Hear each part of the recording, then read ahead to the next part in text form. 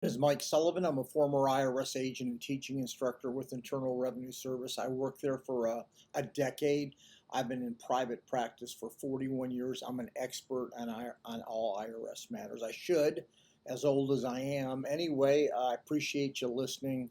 My videos are short, sweet, to the point. I have a whole team of former IRS agents, tax attorneys. We all kind of work together on cases. I worked and taught the offer and compromise program at IRS. I'm one of the leading authorities on offers and compromise. My partner, Peter Salinger, worked over 3,500 offers while he was at IRS. He was a supervisor and a lot of signatures. He had to review them and go through official signatures. Why you should never do an offer and compromise by yourself. Let me qualify that. If you have absolutely nothing, you are rotten poor to the core.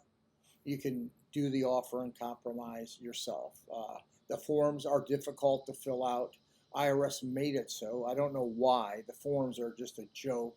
They go through the 433A, the 433B, the 656. They're very tough.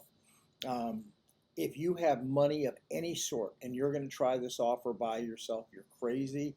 IRS only accepted 13,000 last year. The forms are difficult. The people are a pain in the ass to work with from IRS. IRS just made these forms and review processes so absolutely difficult just to get through the form, know what the formula is, know what to do with your assets. Let me just give you a little clue. So, as a former IRS agent, I am drilling down on your assets, drilling down.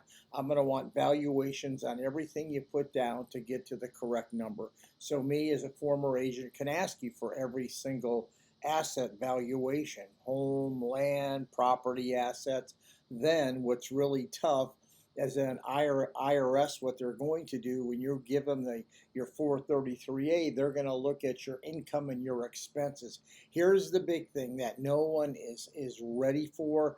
IRS is going to take your expenses that you put down and boot them out, and they're going to put their expenses in. Their expenses are derived from the Department of Labor through the National Standards Program. If you want to know what they are, go to the IRS National Standards. You will find what the Department of Labor says your statistics should be or your number should be for food and clothing, housing and utilities, car payments, and car expenses. So then once that then hits you in the stomach, IRS then decides what expenses they're going to allow, and they're not going to allow for credit card debt. They're not going to allow a lot of debt. If you owe a lot of money, you are absolutely insane to file your own offer and compromise. I don't care who you hire. Don't care whether it's me, you should, but whoever. I'm just telling you, you're going to be in for the ride of your life because they're very hard to get through.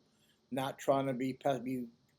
What you need to do, please listen, is get a free consultation to find out if you're offer worthy. That means someone should look at your financial statement for free and tell you whether you got a shot at filing it. Then hire that person or do it yourself. Call me if you need me. I'm telling you the truth. I'm a former agent. I've worked thousands of cases. Give me a subscription, a like. I share the inside stuff. I used to review offers, so I'm going to know whether yours is going to get through. Thank you.